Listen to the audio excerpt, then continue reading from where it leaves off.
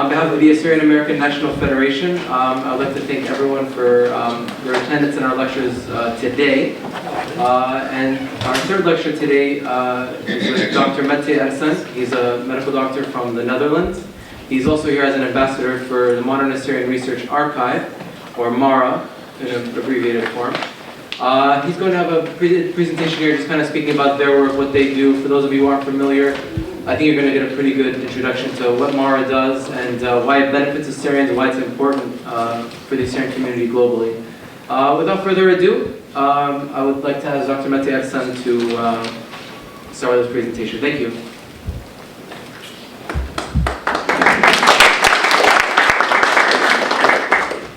Shalom alaikum, Naib Noth Author, ladies and gentlemen, Chairman of the board of the ANF. I'm honored to be here among you, and thank you very much for the invitation. I have been chosen to be an MARA ambassador.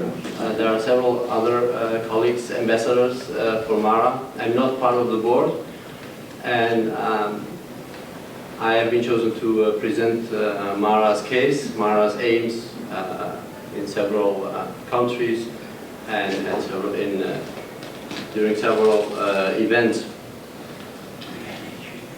MARA is the Modern Assyrian Research Archive. It's a project that was initiated in 2008 by a group of students, PhD students, a professor. Their aim was to locate, to collect, to preserve, and much more important, to make available to the general public, and especially for the PhD students all over the world, what we Assyrians have gathered, produced in the last 100 years. We have a history of like 6,000 till 7,000 years.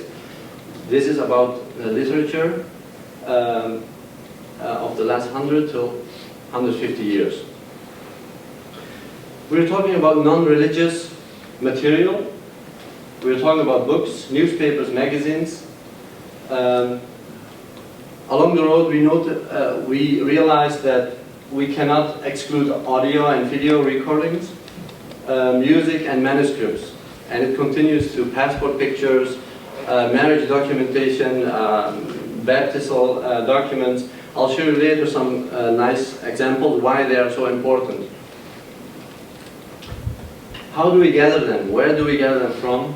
Of course, we first look into our own house. We visit our malpane, we visit our teachers. They gather an enormous list of books, their personal libraries. We visit them and we start scanning. And it's a process of like weeks. Right now we have a couple of terabytes of information gathered, digitized, and some of the board members even say it's worth 10 PhDs. Some of them say it's even more. We have one employee, Mr. Thomas Ishik. I will introduce him a bit more later on. He will come and show us the online archive. Mr. Thomas Ishik, we paid him to visit these places, Russia, USA, the Middle East, all over Europe, to find these pearls of libraries. As our people are dispersed everywhere, so are our books and literature that we have produced and gathered in the last 150 years. We're talking about people like the late Hermes Abuna, Abrom Nuro from Halab, Aleppo, Abrom Gabriel Somi from Brazil, and so on. Over the last 4 or 5 years, we have gathered an enormous archive, which has become a part of the University of Cambridge in the United Kingdom, with the help of one professor, which is Professor Jeffrey Kahn, whom you might have heard of.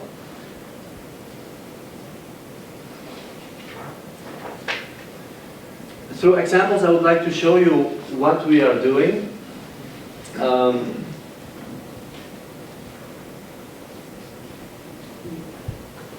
Some of you may have heard of the person, Farid alias Nozha, from the 30s till the late 60s, he produced a magazine, Assyria.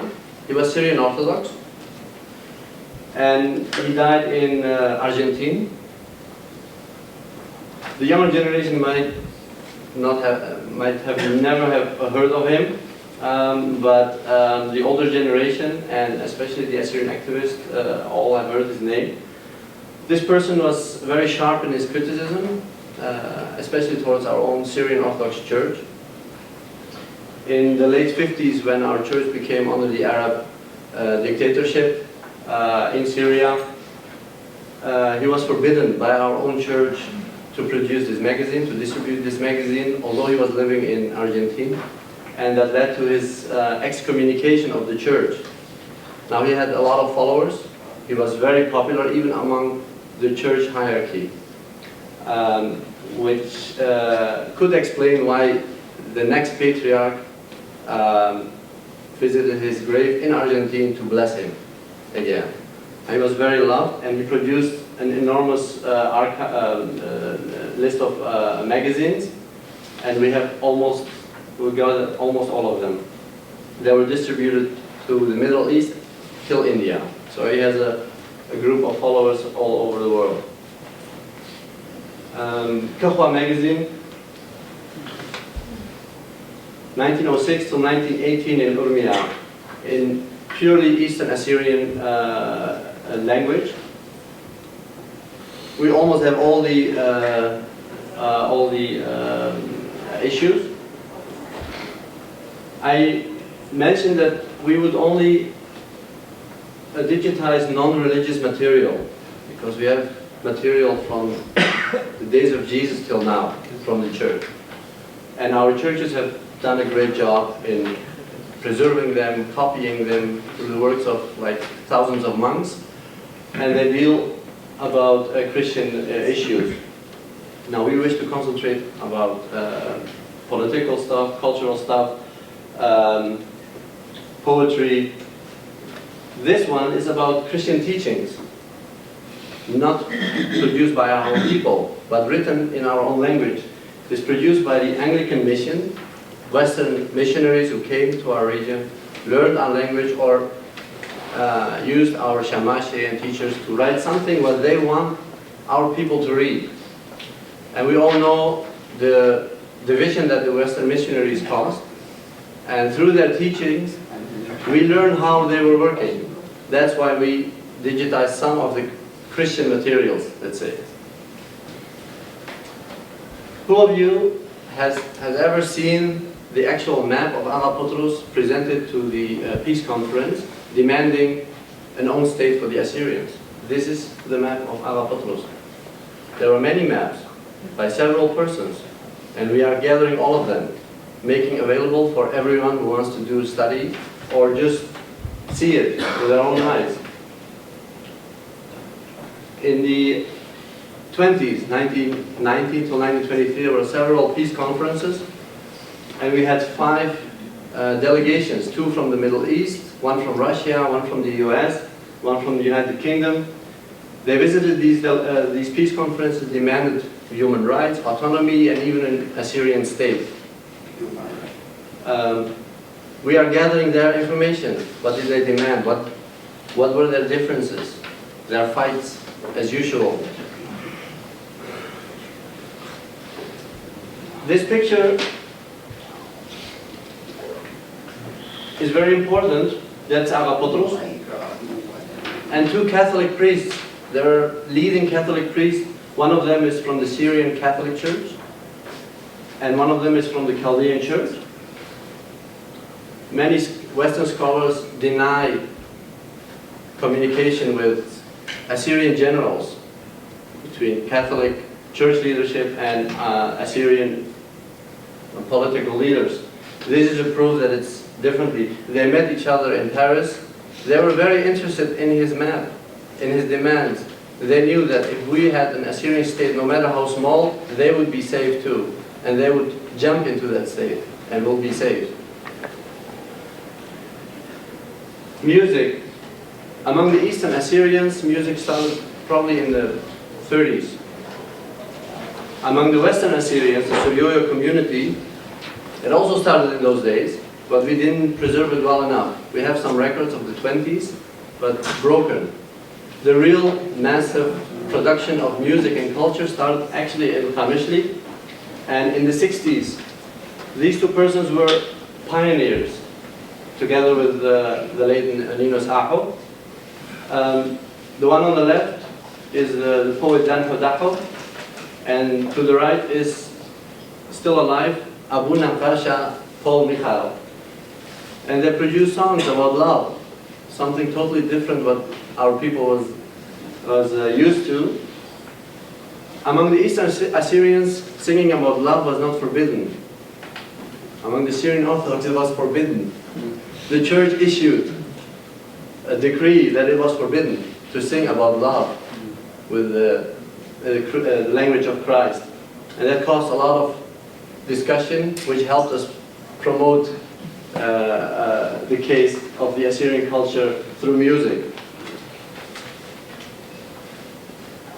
If we don't preserve our case, if we don't gather pictures, if we don't gather books, literature, no one else will do that for us. We have the case of the Mesopotamia Library in Södertälje in Sweden. We have a huge community in Södertälje in Sweden. Almost half of it is Assyrian.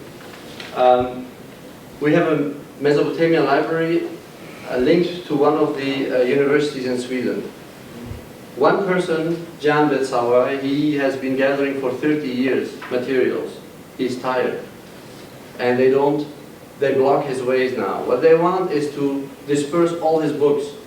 Language goes to the language field with Arabic. Politics goes to like Middle Eastern politics. If somebody wants to learn something about Assyrians in Sweden, in his library, he can do that now, but in a few years, he has to go through the library and it will take them for days. We have digitized his whole library. If we don't digitize works of giant poets of today or singers of today, in 100 years our children will condemn us, actually. For them this is history. Just as it is history for us what Ala Putros did. In his days maybe it was not that important for the majority of people. They didn't realize it yet. But what they are doing now is history. We have two websites. Mara has a foundation website. It explains basically everything and more what I'm telling you. And we have the online real database, which Akun and Thomas will show us later on, if the online connection allows us to. A lot of children of these teachers who gathered so many books, libraries full at home, their children are probably working in business or medicine or something else. They are not that interested in Assyrian stuff. When they pass away, these teachers, these libraries are there. They don't know what to do with them, in many cases. In some cases they preserve them in a nice location in their house as a memory for their fathers. In many cases they give them to us. And that creates a physical archive, not only a digital archive online. We have two centers, one in the Cambridge University in the UK, and one of them is in Gothenburg. The very old and fragile documents are put in a huge waterproof and fireproof safe, and everybody who wishes to see them is welcome to come and we will show them.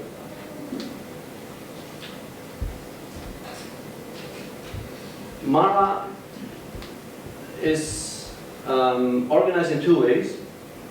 It has an advisory board of scholars. Among them are Mr. Aryamako, Dr. Aryamako, who is among us, Fadi Daoud, who is among us, Jeffrey Khan. Among the establishers were Wilfred Alhas, who worked for 4 years, invested time and money in this. Nini Blamasu, whom you all know, was one of the establishers. Nowadays, Dr. Sargon Donovan, Dr. Jeffrey Khan, Ariomako, and Hannibal Travis are among the advisory board persons. The Mara Foundation is the institution that gathers money, gathers resources, allows Mara to function as good as possible.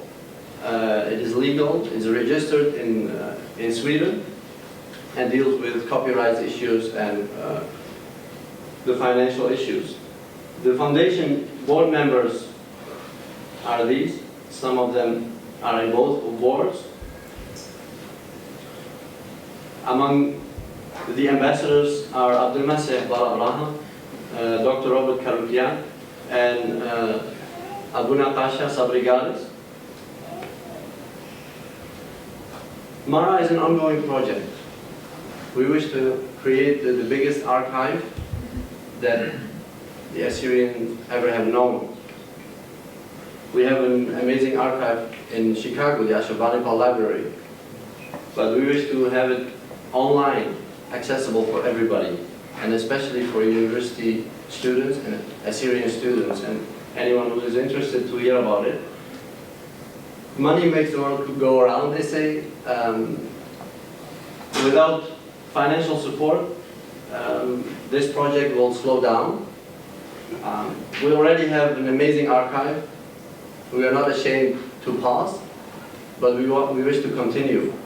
There are so many places to visit, to gather, and to preserve, and eventually to present to all of you. The advisory board members, again. The Mara staff.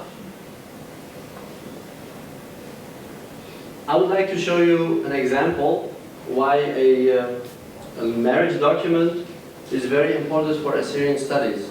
The marriage document of a couple, Syrian Orthodox couple, in Istanbul. In English, is it visible? In English and in Turkish, we see the names. We deleted the names for their privacy. The stamp of the priest, issued in 1979, quite recently. In the upper corner, we see Süryani Kadim Kilesesi, which means the old Syrian Orthodox Church. In English it says Old Assyrian Church. The Syrian Orthodox Church had a period of an Assyrian Enlightenment, and it stopped at the end of the 50s. They officially changed the name in English language from Assyrian to Syrian again. But they couldn't do that everywhere. And this is a proof that it lasted till 1979 in some occasions. It's very important for PhD students to mention these facts. Many of you know or heard of Naam Fayed. This is a document that Thomas Ishik and I scanned. It's much better preserved on the Mara archive. This is from my personal archive. Naam Fayed was an amazing teacher. He survived a smaller massacre in 1895 in Diyarbakir. After that, the patriarch begged him to leave the Middle East because they were seeing it coming. The big genocide, Farman of 1915, would wipe out like 2/3 of our population. He left. He left, and from New Jersey, he produced an amazing number of works in classical Assyrian, Nishan Atiqa, and in Osmanli Turkish, in the Western Assyrian writings. And in one of them, he explains the name of the people, because he was a poet besides being a teacher. He was talking about Bnai Bobel, Bnai Babel. He was talking about Bnai Aram, Bnai Ashur. So all these communities loved him. He was part of the Assyrian Chaldean Federation of America. In one of these articles, he explains why we should use Assyrian in the English language solely, And he uses in the Assyrian language and in the English language. And this is the only proof I have found in all his literature. It is in the middle somewhere. It says Assyrian between brackets. And in Lishan Atiqa, he explains why. Thank you very much.